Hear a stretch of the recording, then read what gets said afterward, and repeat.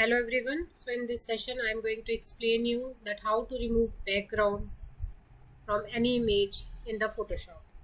So for that let's open Photoshop. So in Photoshop I have just opened a image which is a bike and some background, and I just want to remove this background. So for that what you have to do, first of all unlock this layer by clicking on this link. Now select the properties. See, if you are not able to see the properties window here, it does always come in the right side. So for that just click on Windows and click on properties. So now you will be able to find this properties window. Here you can see the quick actions bar.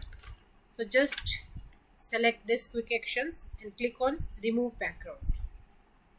So it will take some time to remove the background, and it will just remove this particular background and replace it with some dots. So you can see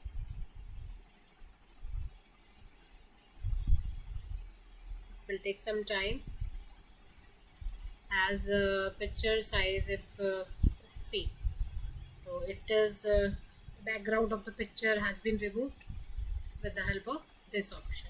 So this is the way by which you can remove this background. Let me show another example. Suppose I am just opening a different picture. Suppose I need to open in this picture we have only a color, so let's try this one also.